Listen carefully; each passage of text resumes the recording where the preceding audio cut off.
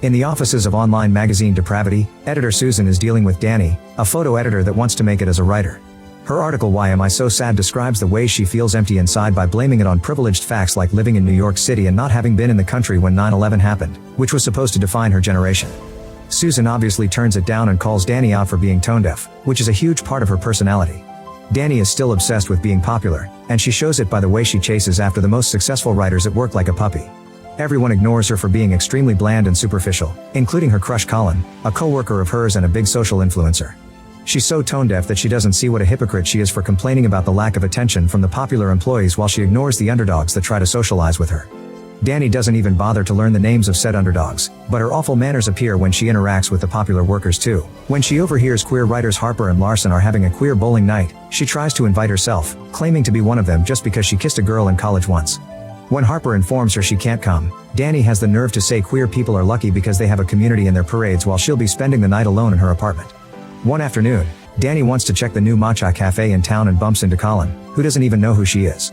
Danny strikes up a conversation anyway and pretends she likes smoking the same way he does, going as far as accepting to taste his weird-looking cigarette when he offers and lying about her position in the magazine, claiming to be into writing already.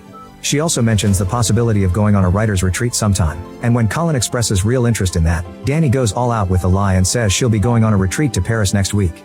When she returns home, Danny tries to solve this because she doesn't have the money to actually travel to Paris and there's no way her parents will help. Suddenly, her guinea pig walks all over her keyboard while she's editing some pictures, and the juxtaposition of photos gives Danny an idea. She can pretend to be in Paris by uploading edited pictures to her social media. Danny goes all out with the lie, calling Susan to ask for her vacation days and letting her parents know that she's going on a trip. She even designs a fake website for the supposed retreat she's joining. She puts more work into these pictures than she usually does at her actual job, and this earns her a modest amount of followers, including Colin himself. A few days after this started, Danny posts a picture of herself in the Arc de Triomphe, being careful to calculate the time zone difference to make her comment match the right time of the day in France. Afterward, she goes to sleep, only to wake up in the morning to find dozens of notifications asking how she is. It turns out that early in the morning, a string of coordinated terrorist attacks hit several major Parisian landmarks, including the place from Danny's picture. The criminals haven't been found yet, but multiple witnesses have reported seeing a suspicious individual wearing a green jacket.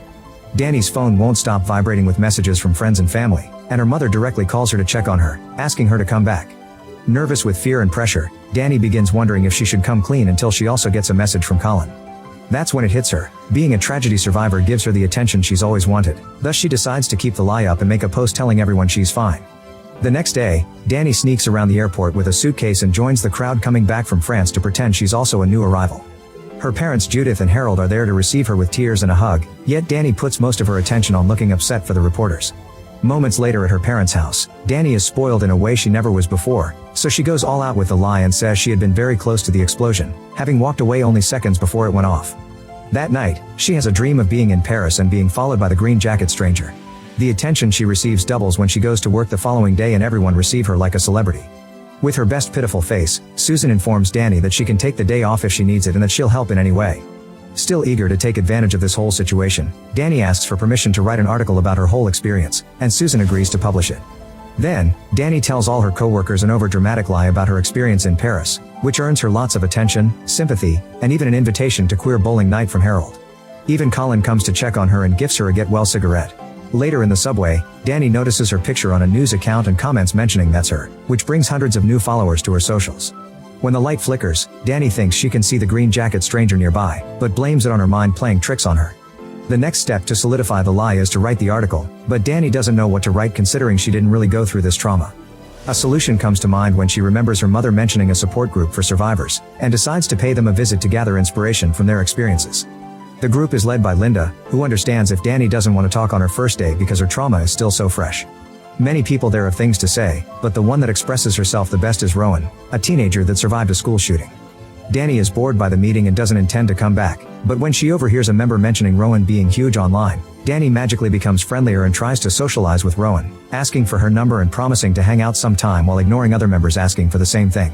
When she gets home, Danny searches Rowan online and discovers she's a very important activist in the anti-gun movement and her speeches are powerful because of how much raw emotion she puts into them.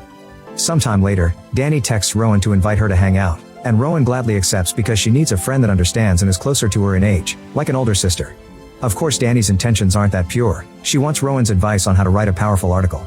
Rowan accepts to help, but instead of taking Danny to a cafe, she takes her to a place known as Rage Space. Here, people can pay to destroy things as a way to channel all their inner dark emotions. Tone deaf as usual, Danny has fun with it and laughs, but Rowan ends the experience in tears as she explains this is how she writes. You have to expose your own truth, because if you're not okay, that's okay, as pain is your biggest asset. Excited to have the inspiration she needs, Danny returns home ready to write. Her article explains that people don't need to hear her experience, because what matters is that pain can be an asset and everyone should be allowed to express themselves instead of scrolling through so many dooming headlines, for which she encourages everyone to use the hashtag I am not okay. The article is a hit among Danny's co-workers, especially Colin, but something begins rubbing Harper wrong. Once the article is published, Danny sends it to Rowan pretending to be a gesture of gratitude but hoping Rowan will share it with her followers. Rowan feels strange about seeing her own words rewritten like that, but she shares the article anyway because she wants to be supportive of other survivors. Thanks to Rowan, Danny's article goes viral. Soon everyone is sharing their feelings using Danny's hashtag, even celebrities, and Danny's name is known now as an important influencer. The next time Danny visits the support group, she begins talking about sharing her pain through the article, but she forgets to keep the act for long and begins gushing about her fame.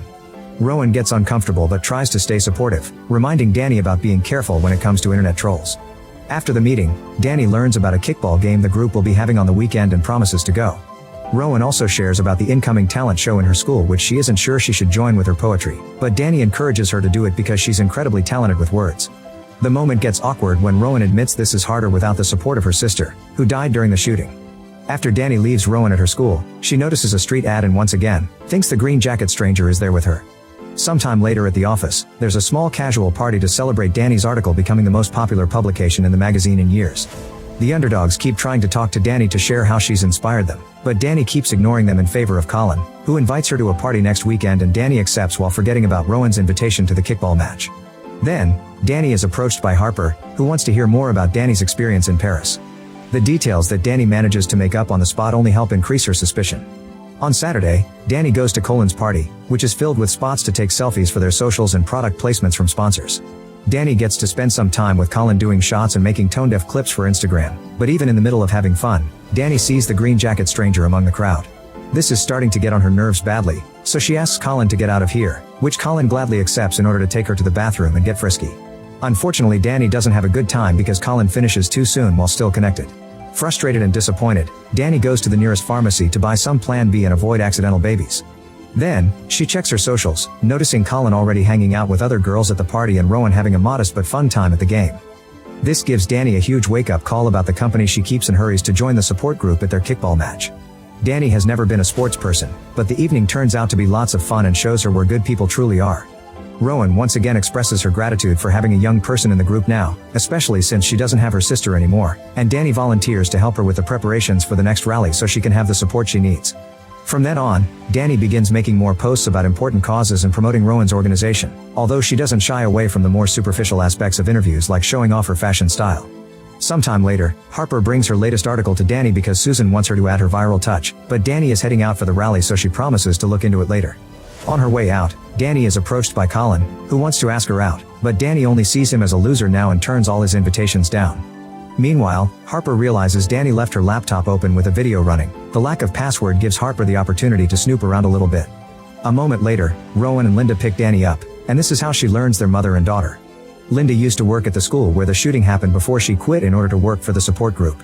Rowan is obviously nervous about today, knowing there are always dangerous detractors that can cause trouble during the rally, so Danny helps her relax by playing the songs Rowan had mentioned enjoying with her sister. Once the girls reach their destination, security helps them get on the stage, where Rowan allows Danny to speak first. Danny has prepared an adequate speech for the event, speaking respectfully of the issue of gun control and mentioning Rowan's sister, saying she should be here instead of her, although she can't help including her incident in France too. Among the crowd, Danny once again sees the green jacket stranger, but this time she manages to ignore it to keep her attention on the speech. Unfortunately, the act doesn't last long. A group of trolls that calls them snowflakes throws some firecrackers at the stage, causing everyone to leave in fear and for Rowan to go through a PTSD attack. Their private security guides the girls out safely, but the police don't do much, and reporters won't back up when Danny asks them to give them some space. Hours later, Rowan is hospitalized and her collapse is all over the news, with thousands of comments insulting her on social media, considering her weak and laughing at the fact the firecracker brand was Truth Bomb. A war veteran even goes as far as accusing Rowan of having lied about being a school shooting survivor. The disgusting sight of it all leaves Danny in tears, but she puts herself together when it's her turn to visit Rowan. The poor girl feels she failed to be an example, crying over her shame and weakness. Thus Danny tries to remind her Troll's opinions don't matter. However, Danny begins feeling ashamed when Rowan wonders how she can stay so strong all the time. Their conversation is interrupted when the doctor comes by to check on Rowan, and Danny uses the excuse to go home. On her way out, Danny is stopped by Linda, who thanks her for supporting Rowan today as the only person that understands, which makes Danny's guilt worse. When she gets home, Danny has another nightmare of her in Paris, and this time she has to watch Rowan run towards the area of the explosion. Desperate to save her, Danny goes after her, only to bump into the green jacket stranger and discover her own face under the hood.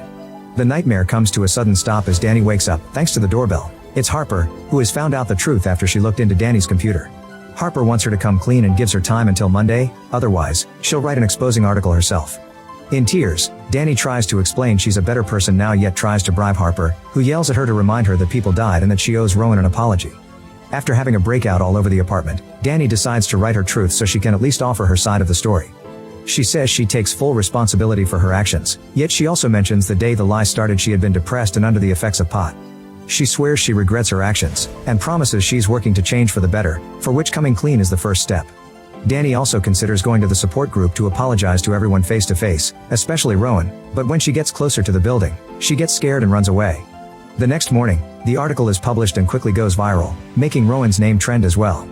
As soon as she sees it, Rowan comes to the office to yell at Danny in front of everyone, expressing all her hurt over this betrayal and how she had to find out over a stupid article instead of deserving a conversation face to face. Their fight is interrupted by Susan, who fires Danny on the spot and makes her leave. In the following weeks, Danny has to live with the consequences of her actions. People on the internet are expressing her anger toward her in all kinds of ways, from mild comments calling her a bad person to all-out death threats and doxing.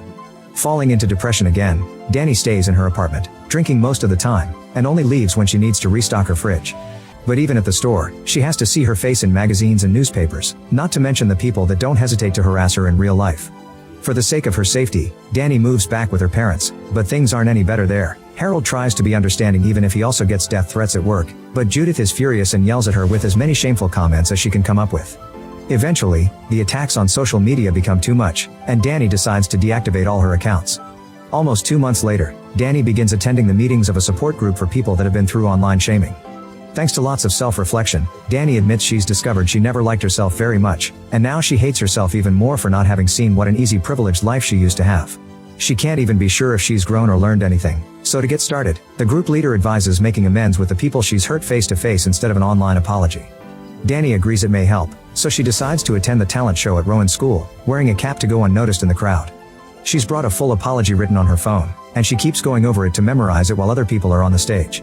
However, things quickly take a sour turn when Rowan's turn comes up next. Her monologue isn't about her usual activism, instead she rants about her feelings having been used as clickbait, not to mention how people like Danny get documentaries while Rowan's community is told to sit and wait.